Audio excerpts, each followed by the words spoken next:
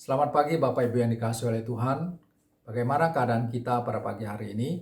Saya berharap bahwa setiap kita terus ada di dalam lawatan dari Allah Tritunggal yang mengasihi dan juga memelihara setiap pribadi, lepas pribadi di dalam kehidupan ini. Nah, pada pagi hari ini kita akan kembali melanjutkan perenungan firman Tuhan yang saya ambil dari surat 1 Yohanes pasal yang kedua ayat 12 sampai 14. Pada bagian ini Rasul Yohanes menuliskan demikian. Aku menulis kepada kamu, hai anak-anak, sebab dosamu telah diampuni oleh karena namanya. Aku menulis kepada kamu, hai bapak-bapak, karena kamu telah mengenal Dia yang ada dari mulanya. Aku menulis kepada kamu, hai orang-orang muda, karena kamu telah mengalahkan yang jahat. Aku menulis kepada kamu, hai anak-anak, karena kamu mengenal Bapa. Aku menulis kepada kamu, hai bapak-bapak, karena kamu mengenal Dia yang ada dari mulanya. Aku menulis kepada kamu, hai orang-orang muda, karena kamu kuat dan firman Allah diam di dalam kamu, dan kamu telah mengalahkan yang jahat.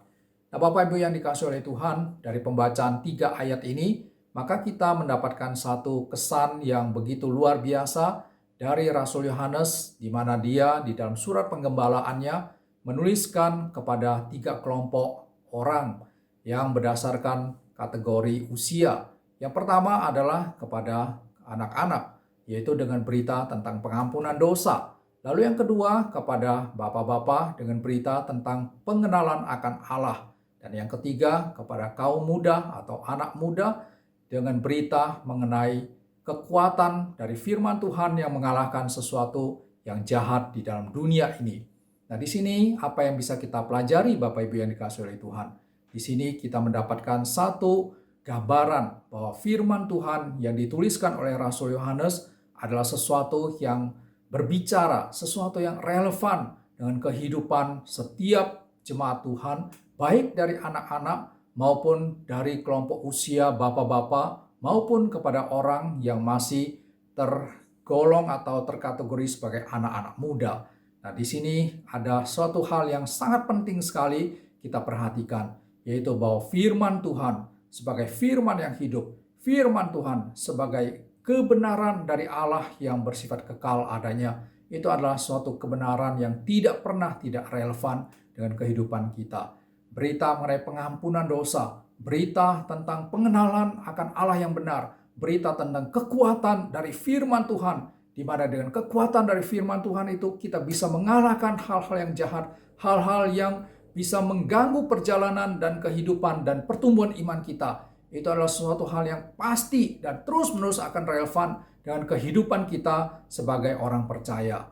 Nah, ini adalah hal yang begitu penting yang dapat kita pelajari dari apa yang dituliskan oleh Rasul Yohanes, yaitu bahwa sekali lagi firman Tuhan sangat relevan di dalam kehidupan kita sebagai pengikut Kristus.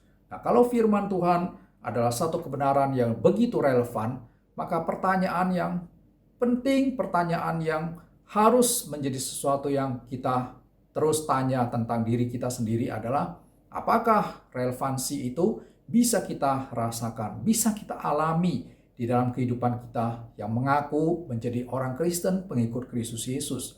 Nah, ini menjadi hal yang begitu penting bagi kita untuk bisa kita ketahui. Karena kalau tidak, maka kita tidak pernah akan merasakan dan mengalami relevansi dari firman Tuhan itu. Bapak Ibu yang dikasihi oleh Tuhan, Rasul Paulus di dalam suratnya, yaitu di dalam 2 Timotius pasal 3 ayat 16 menuliskan demikian. Segala tulisan yang diilhamkan Allah memang bermanfaat untuk mengajar, menyatakan kesalahan, memperbaiki kelakuan, dan untuk mendidik orang di dalam kebenaran. Nah, Bapak Ibu, ini adalah suatu cara lain di mana Paulus menyatakan bahwa firman Tuhan itu sangat bermanfaat. Firman Tuhan itu sangat relevan juga di dalam kehidupan kita.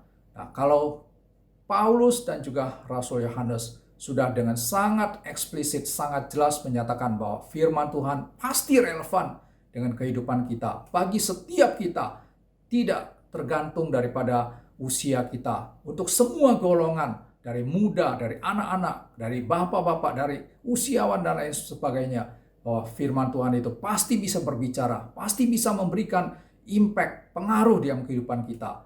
Maka sekali lagi, kita harus bertanya, bagaimana sikap kita di dalam mempelajari, meresponi kebenaran firman Tuhan itu. Karena sikap kita di dalam meresponi itulah yang akan menyatakan apakah kita betul-betul mengalami relevansi firman Tuhan dalam kehidupan kita. Nah, apakah kita menjadi pengikut Kristus yang betul-betul memiliki hati sebagai seorang murid yang siap untuk diajar, yang siap untuk mendengarkan, membuka telinga kita bagi kebenaran firman Tuhan, yang punya satu kerinduan di mana firman Tuhan boleh mengoreksi kita, memperbaiki kita, memimpin kita, menuntun kita. Kalau sikap yang demikian ada di dalam kehidupan kita, saya yakin bahwa firman Tuhan akan terus menjadi sesuatu yang relevan di dalam kehidupan kita. Kiranya Tuhan memberkati kita.